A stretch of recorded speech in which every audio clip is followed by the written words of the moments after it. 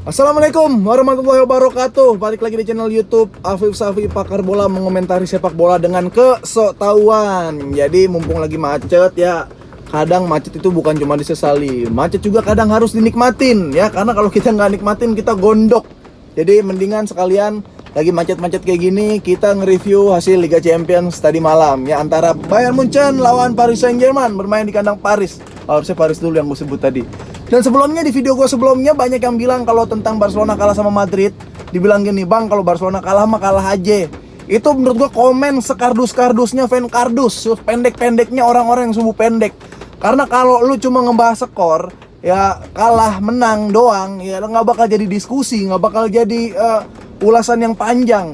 Kita kan harus bahas juga masalah kenapa penyebabnya bisa terjadi kekalahan, kenapa tim nggak terlalu bagus seperti biasanya, apa aja faktor-faktor, unsur-unsur yang menyebabkan tim tersebut kalah. Karena kalau nggak jadi ulasan cuma ya halo, balik lagi di Pakar Bola ya. Hari ini membahas Barcelona lawan Madrid, Barcelona kalah, udah makasih gitu doang.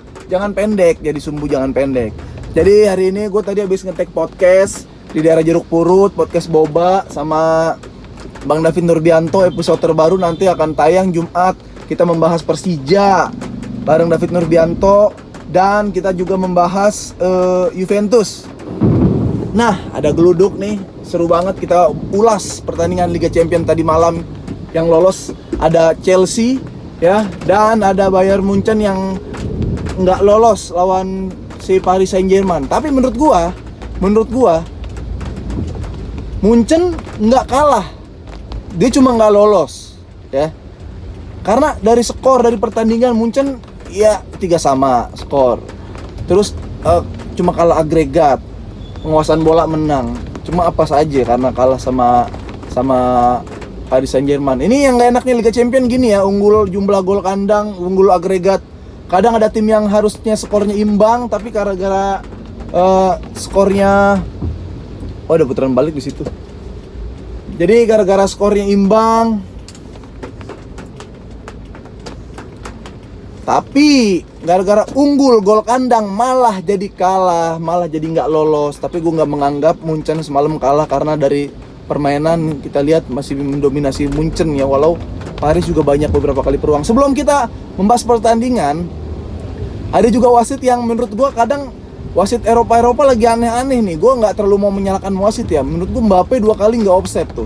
Itu bisa bakal lebih seru lagi pertandingan kalau misalkan Paris nyetak gol juga. Munchennya bakal 2 kali lipat menggebu-gebu. Tapi ya gimana, keputusan wasit tetap mutlak gitu kan.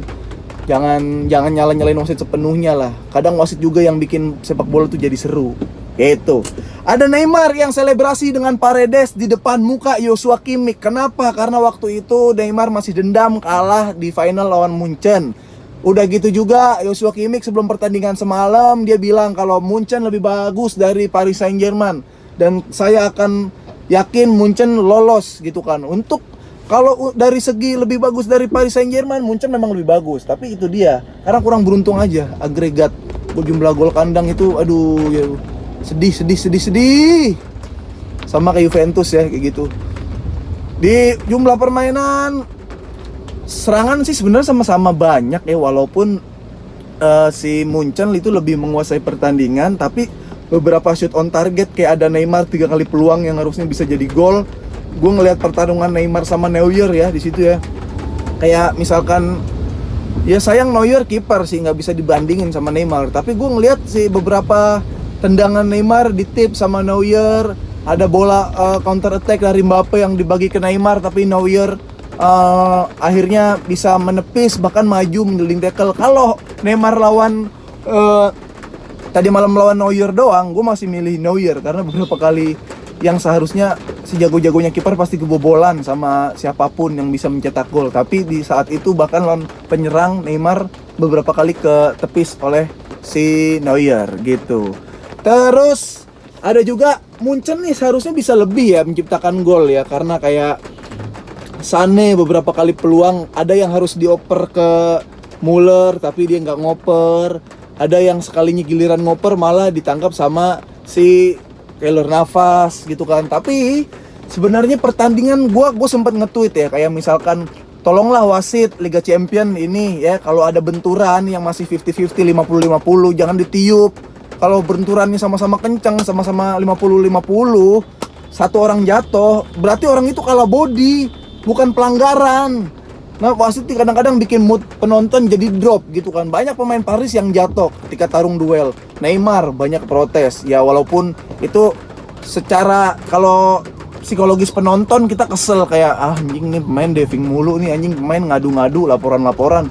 Tapi Neymar untuk kebutuhan Paris itu sangat dibutuhkan pemain-pemain yang ngedelay, pemain-pemain yang ngeluarin skill move itu buat pemain Munchen terpancing emosinya, jadi buyar sedikit pemain Munchen. Tapi gue salut banget sama Hernandez, back Munchen ya, itu dia jago banget ya. Lawan Mbappe nggak lewat-lewat, Neymar juga nggak lewat-lewat sama si Hernandez itu. Beberapa kali interceptnya berhasil, sliding tackle-nya berhasil. Itu gokil sih Hernandez tuh, gue nggak tahu dapetnya dari mana ya. Tapi yang lebih seru sebenarnya itu ada di sayap kanan ya, di mana Di Maria bertemu dengan Alphonso Davies ya.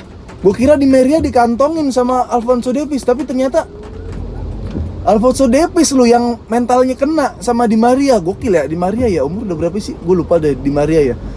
Lu ngeliat gak sih si Alphonso Davies dikolongin? Oke, mungkin si Di Maria beberapa kali dilewatin sama Alphonso Davies, tapi after Di Maria dilewatin tuh kayak apa ya? Kayak kena mentalnya.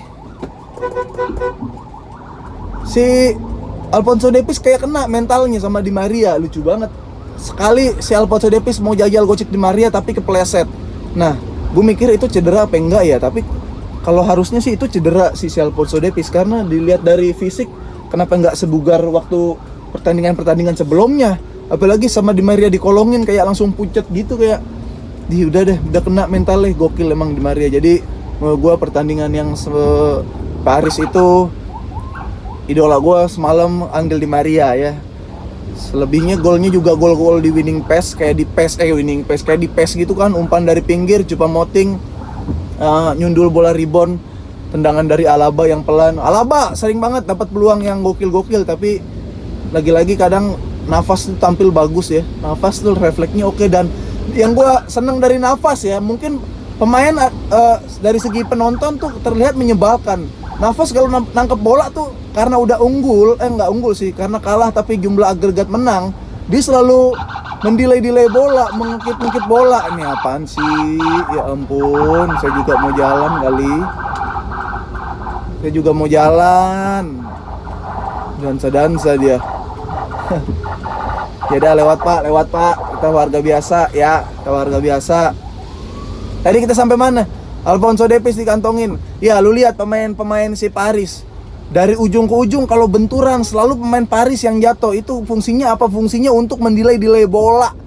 Fungsinya untuk ya biar waktu terus bergulir, biar waktu terus berputar, tapi pertandingan tetap gitu-gitu aja dan menurunkan mood dari pemain-pemain Munchen sendiri. Ya, itu dia yang gue salut deh, diapresiasi. Walaupun kalau secara tontonan Paris nggak terlalu bagus, paling beberapa orang doang, Neymar, Mbappe, sama si Di Maria doang yang oke. Tapi selebihnya untuk mendelay bola, untuk mengulur waktu ketika unggul agregat, itu gokil.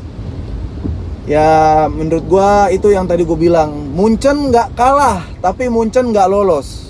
Gitu aja sih, gue nggak nganggap Munchen kalah ya, karena skor juga sama. Cuma kalau unggulan agregat ya udah harus diterima sama Munchen.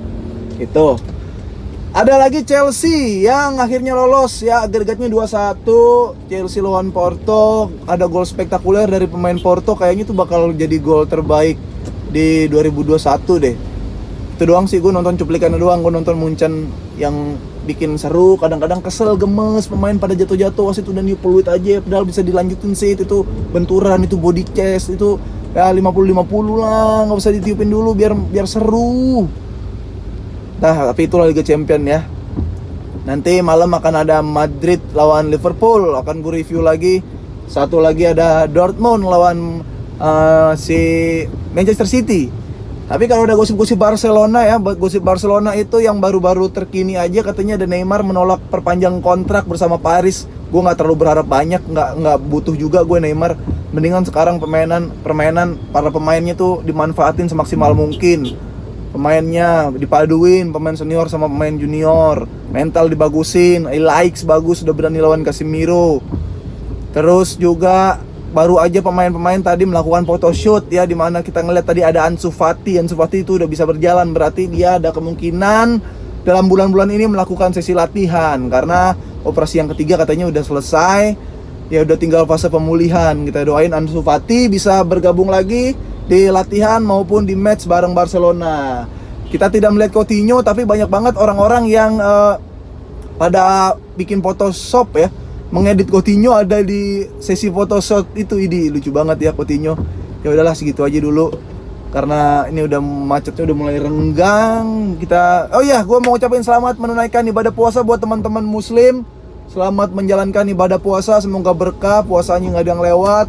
Bertaraweh, jangan lupa tadarus ya, saatnya mendekatkan diri kepada Tuhan. Buat yang lain semua, salam sejahtera ya, Om Swastiastu, Namo Buddhaya.